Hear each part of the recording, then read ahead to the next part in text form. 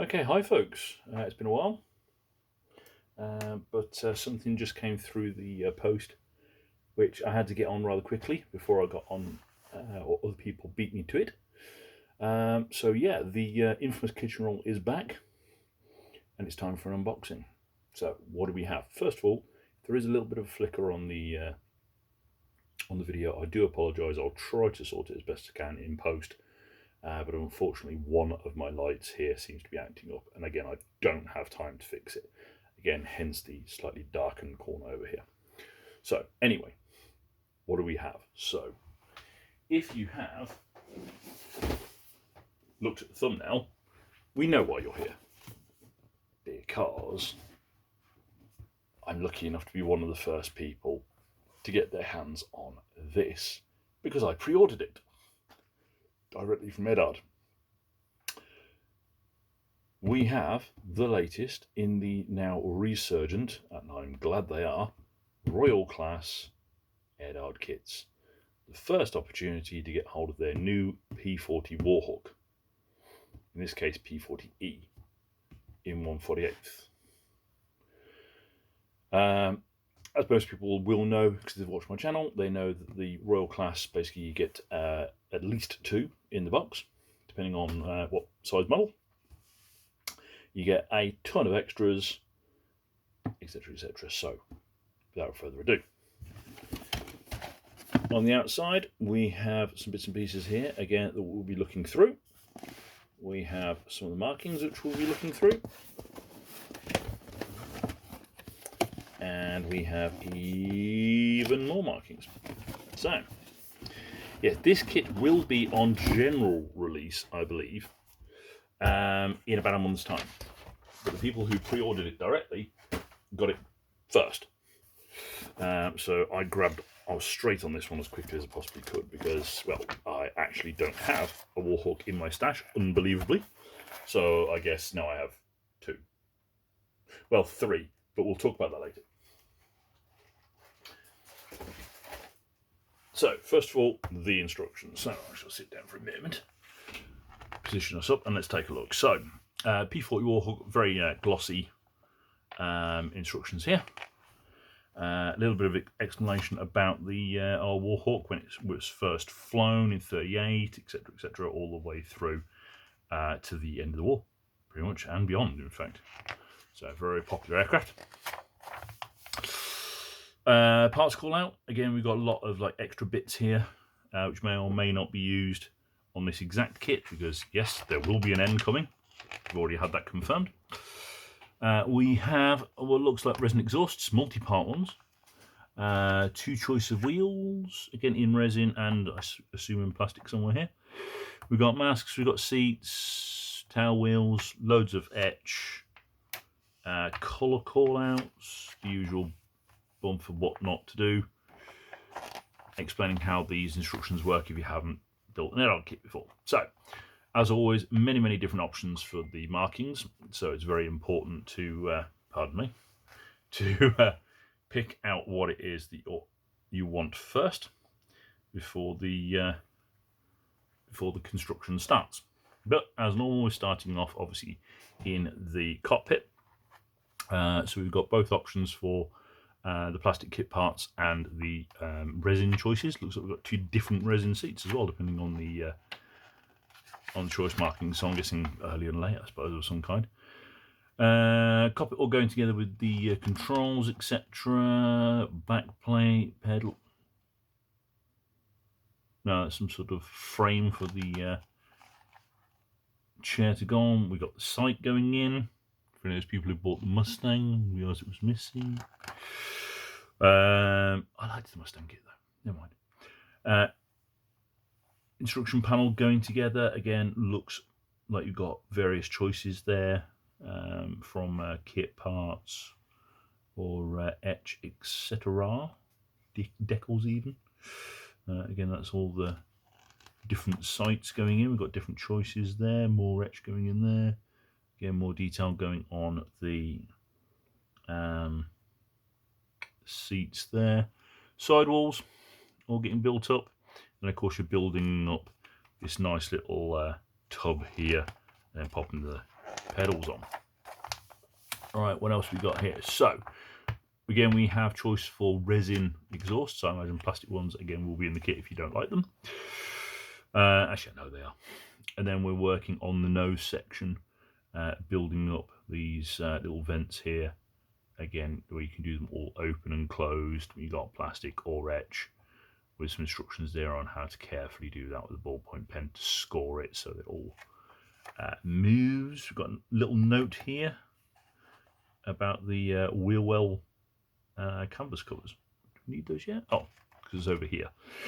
Painted olive drab and factory undersurfaces covers usually applied to wheels afterwards. It cannot be ruled out that an aircraft was flying with the canvas in olive drab for at least some period of time. So check your original photos if you've got them. Otherwise, have at it. We do have the transparencies for those famous side windows going in already. I'd probably leave them until a little later, till I get some paint on, etc. So I don't end up accidentally getting something on them.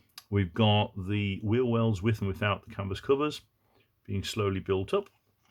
Seems very multiple part, but again, if you've done anything like their 109, you'll know it will fit. Got cannons going in. Again, relatively normal-ish.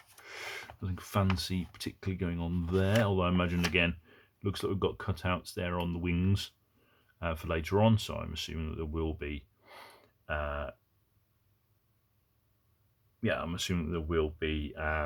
optional open cannon bits later on. So yeah, wings going together. Again, cannons and the wheel wells all going on. Lots of options again here for bits to open up. So again, check your notes, check your bits and pieces for the one you go to do. Tail surfaces going on. Again, just a little explanation of where it should lie. Quite a complicated looking tail going on. I assume to keep that movable. Wings going on, some of the smaller details, lights, etc. Navigation lights, all that kind of thing going on there. And small little aerials and what have. No, it's all lights, I think. Wheels, so again, we've got plastic. We've got two types of resin, so we've got a cross hatch and a block. Again, just check your references. We've got some wire going in. Little bits and pieces there to busy those up, making them a little nicer in detail. Of course, the tail wheel actually has doors on a WARHAWK. Not too sure what's going on here. We'll find out in a minute. Okay, it's building up the front of the wheel wells. Going on already. Seems some little actuators, etc. Again, explained from various different angles what it'll look like. Tail wheel, sorry, going together. And then into the main transparencies there. Again, different options for different markings. We have different propellers depending on the markings, and that's going on now. And some of the teeny little details there, little aerials and stuff there. And then finally, again, depending on the markings, we've got options for fuel tanks and a bomb. Oh, that's me demonetized. Right, we have a wonderfully Technicolor version of their mask layout, so explaining where that's all going to go. You can see all that. Right, markings wise, we have this early option here from spring 1942 with the older style roundel. From spring 1942, Philip Cochrane. It's pretty smart. Again, just making sure you can see on the camera. Yep. We have the first of the tiger mouth ones. You know you're going to do a tiger mouth one at some point. Come on, why would you buy a WARHAWK without doing it? January 1943. Dallas Klinger from Ida. We've got from Burma in 1942. We've got this option here. Nice, simple, laid out one if you don't like loads and loads of extra markings. You've got the important bit. You've got the tiger mouth there. So this is Burma 1942 from Colonel Robert L. Scott. Some cool little overpainted bits. We've got Darwin, Australia, 1942. Lieutenant, first Lieutenant John D. No, it'd be Lieutenant, wouldn't it? Be an American. John D. Landers. So I don't know if he was Aussie, maybe, or Kiwi. Look into that later. We have another, obviously, fairly normal green on a drab there, and grey. First Lieutenant Joseph J. Cruzel from Java in February 1942. Lots of bits and pieces there about him there. Brings total 6.5 kills, so he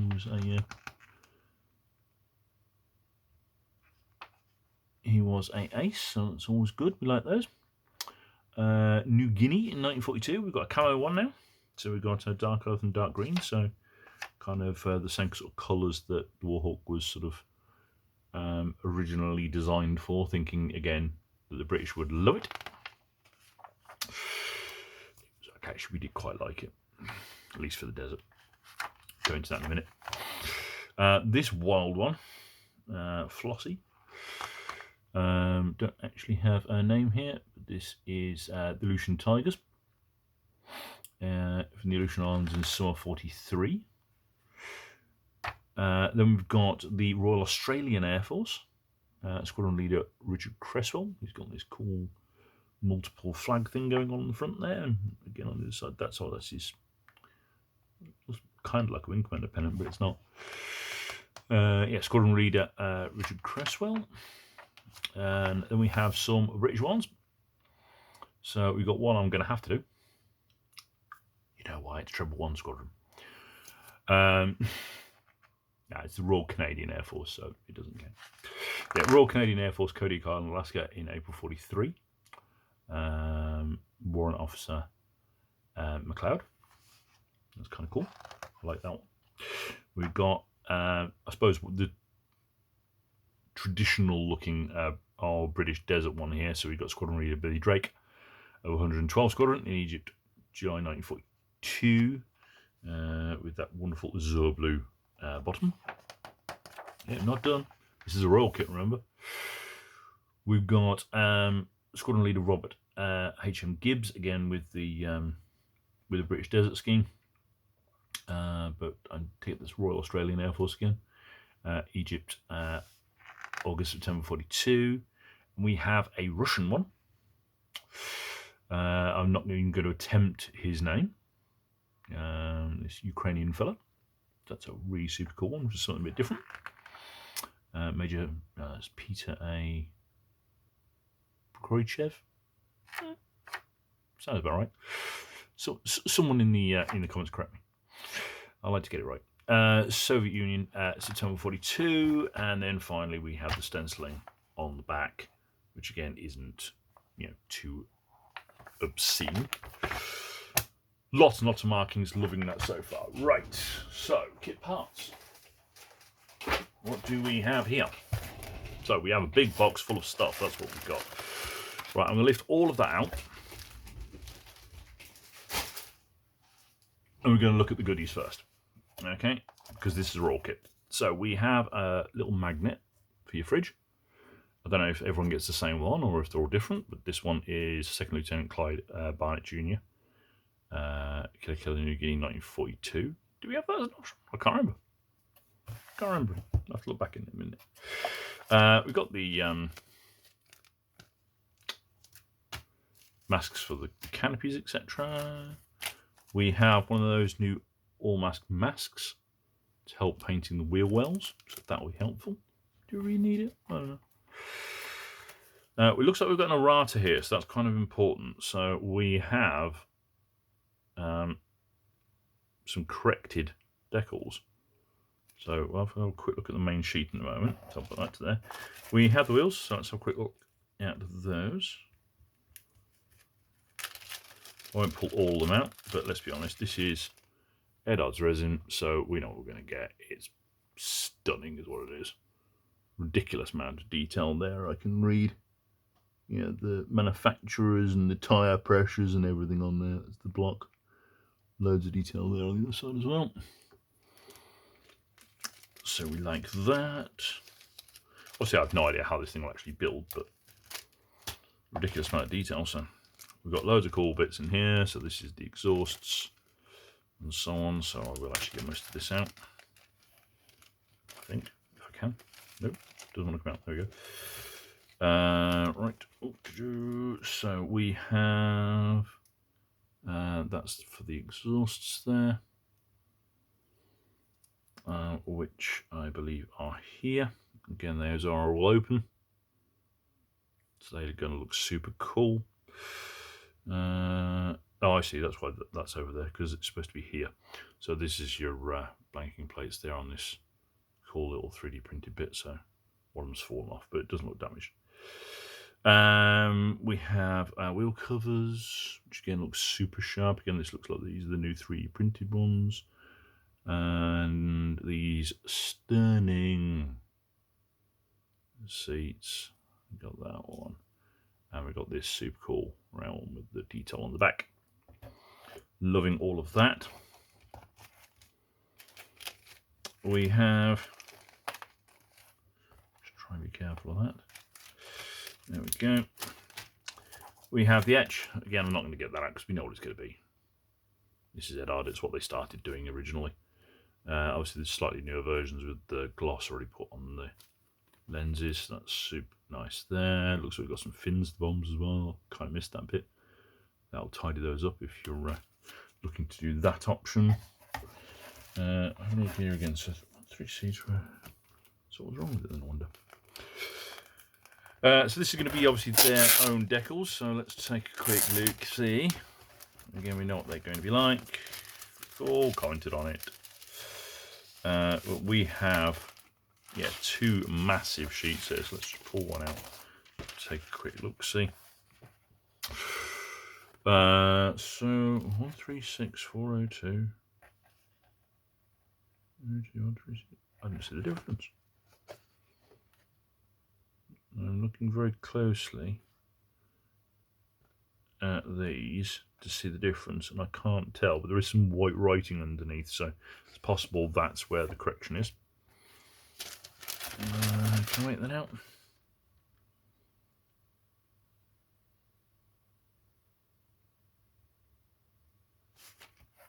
Hole in my own or something like that. But yeah, we got the corrected ones there anyway. So if you're doing that version, and just be slightly careful. The decals look nice. They look a little thick, but you know, reasonable. They look nice and shiny. I think they'll all go down quite well. Obviously, when doing like sharp mouths and these kind of ones, like you really want to make sure that they all go down really nicely. And then we have this. It's upside down, unfortunately. A very nice print here. Again with the Aleutian Tigers one. Flossy. Which looks about A3 approximately. So not as big as some of the ones they've done in the past, which I've always struggled to find like wall space for, but I always want to put them up. They're cool. Okay, so plastic time.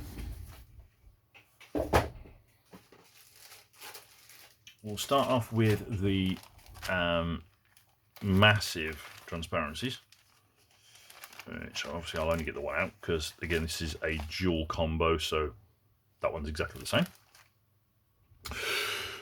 These are suitably massive and absolutely not crystal clear. There's nothing going on there whatsoever. Like I can literally see my fingerprint through those side windows. They look fantastic. Some teeny tiny parts here for those navigation lights, etc. Those are just going to be a pain, to be honest. I can see an awful lot of people swearing at those because that pings off. You can hope in hell it's smaller than a grain of sugar. But yeah, you're going to need some needle nose pliers for this one, boys and girls. But yeah, they look beautiful. A bit absolutely tiny. All right. One of the most important ones here, which is the fuselage parts.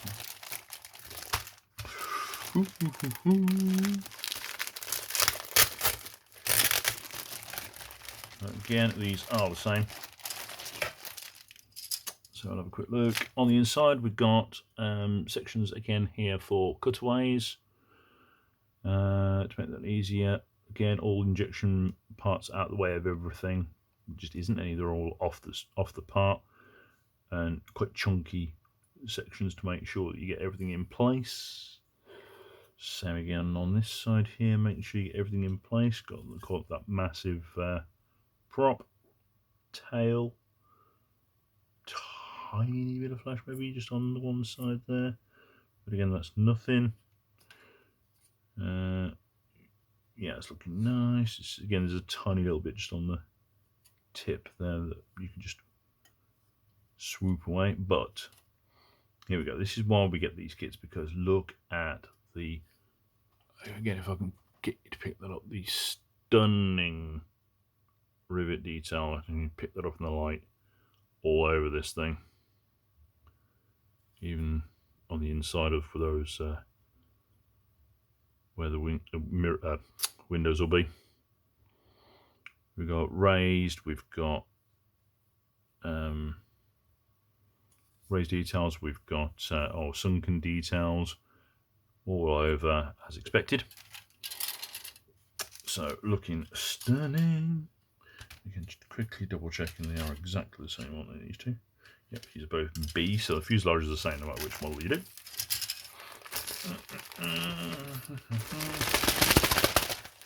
There will be, by the way, multiple versions of this kit. They have already admitted. There's going to be like a specific British one. There's going to be, again, other models like the N model later on, which, again, there may even be another Royal boxing for that. So that's unusual, but not unheard of. I think the only time that I think they've ever done a Royal boxing twice for what is effectively the same model as the 109, which again they've done an E, G and an F. Just trying to think if they did. No, I don't think they did a Royal Spitfire apart from the Mark 9, which is quite a while back. They did do various limited editions though. Okay, we've got a packed bag here. Actually quite a bit in there. I'm not a fan, Eduard, come on. I like those separate bags, so we don't get anything damaged.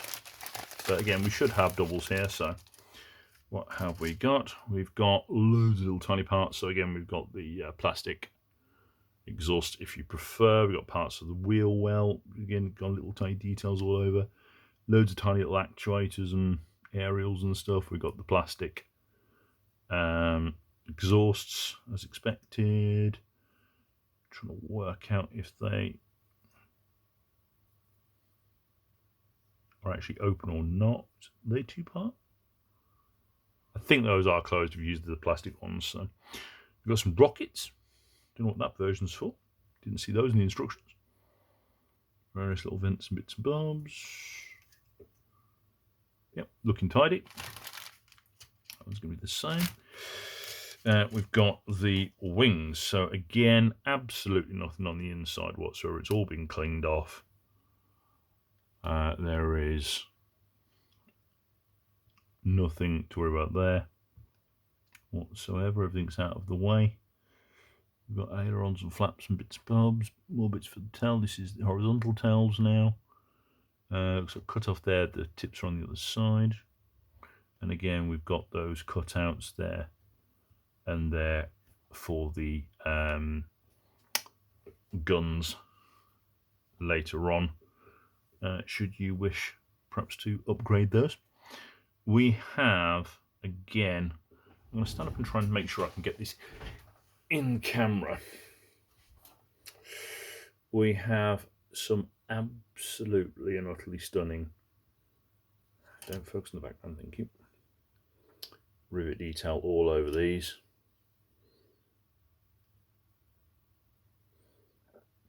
So that will bring up just stunningly. We've got some lovely detail inside of what will be the wheel wells once you've built them all up.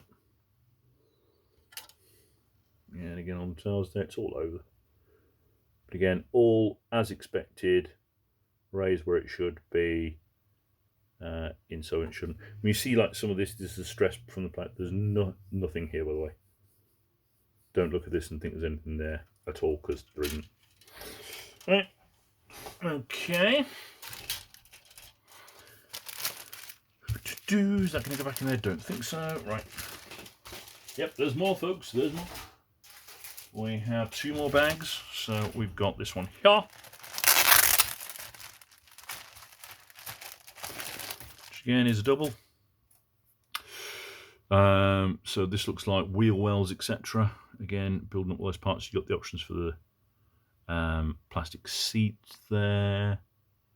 You've got all that nose section with details sort of inside and out there. The bombs and fuel tanks, depending on the choices. Again, you got that plastic version of the vent, like underneath the chin. Again, more parts of what looks like rockets that aren't actually mentioned. You got the cannon, which are all open, by the way. Absolutely utterly tiny. You've got the plastic wheels, should you prefer to.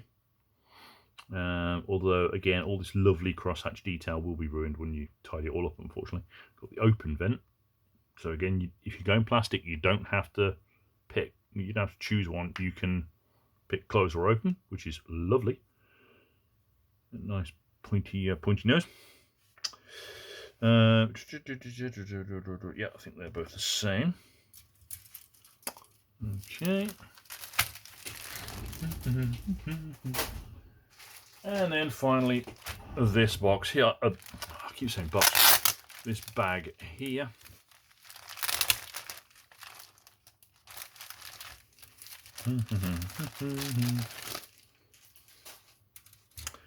Which again, just to prove a point, does have options for the instrument panel in plastic. We've got different prop, got details for the wheels, loads of tiny little bits and pieces again for the you've got a choice there. See, that would be the one for the, I don't know what detail behind the instrument panel. Like, will that, again, people who know the P-40 WARHAWK well, like, will that be visible when you're looking in through the cockpit? If that's pretty cool, you can get all the wires and stuff just stuck out of there. Again, plastic wheel options here and here. Again, all with lovely detail, and so even if you do go plastic, it's fine. You got the little tail wheel sort of boot there, and then you got some stunning detail. Again, you've got like the most ridiculously detailed riveted floor there all over that. It's so tiny, so thin. And be very, very careful that doesn't just get obliterated by paint. But, and again, how much of that will you see? I don't know. It's a massive cockpit, so maybe you will see all of this. But yeah, super cool. And again, D and D. Yep, we are done. So.